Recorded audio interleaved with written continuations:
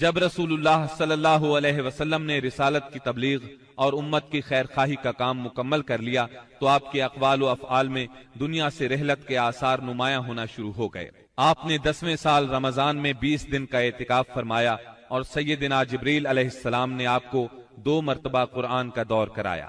آپ نے اپنی صاحبزادی فاطمہ رضی اللہ عنہا سے فرمایا، میں سمجھتا ہوں میرا آخری وقت آ چکا ہے۔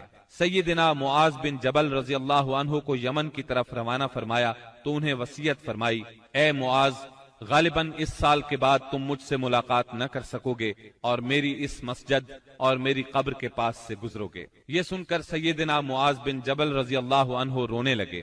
آپ نے حجۃ الوداع میں کئی بار کہا، غالباً میں تم لوگوں سے اپنے اس سال کے بعد نہ مل سکوں گا، غالباً اس سال کے بعد حج نہ کر سکوں گا۔ اسی طرح الیوم اکملت لکم دینکم اور اذا جاء نصر اللہ کا نزول اسی بات کا پیغام تھا کہ آپ دنیا میں اپنی مہم سے فارغ ہو چکے ہیں، اور اسی وجہ سے اس حج کا نام حجۃ الوداع رکھا گیا، کیونکہ آپ نے اپنے رب سبحانہ و تعالی کی طرف منتقل ہونے کے لیے لوگوں کو الوداع کہا۔ اوائل سفر 11 ہجری میں آپ احد تشریف لے گئے اور شہداء کے لیے اس طرح دعا کی گویا زندوں اور مردوں سے رخصت ہو رہے ہیں۔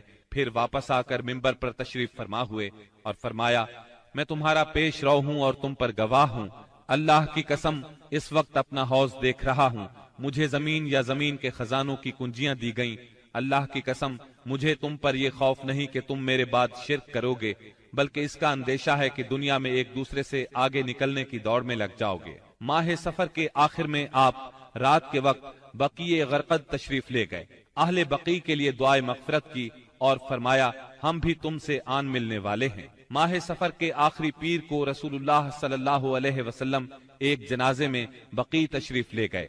سیدہ عائشہ صدیقہ رضی اللہ عنہا فرماتی ہیں، آپ بقیع سے واپس تشریف لائے تو میں اپنے سر میں درد محسوس کر رہی تھی اور یہ کہہ رہی تھی کہ ہائے میرا سر۔ یہ سن کر آپ نے فرمایا، بلکہ میں واللہ اے عائشہ ہائے میرا سر۔ یہ آپ صلی اللہ علیہ وسلم کی بیماری کی ابتدا تھی، اس کے باوجود آپ باری باری سب بیویوں کے پاس دن گزارتے رہے، یہاں تک کہ مرض میں شدت آ گئی۔ اس وقت آپ سیدہ میمونہ رضی اللہ عنہا کے گھر میں تھے اور پوچھ رہے تھے، کل میں کہاں رہوں گا، میں کل کہاں رہوں گا؟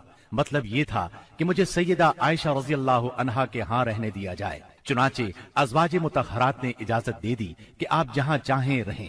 آپ سیدنا فضل بن عباس اور سیدنا علی رضی اللہ عنہما کے سہارے پاؤں زمین پر گھسیٹتے ہوئے نکلے اور سیدہ عائشہ صدیقہ رضی اللہ عنہا کے گھر منتقل ہو گئے۔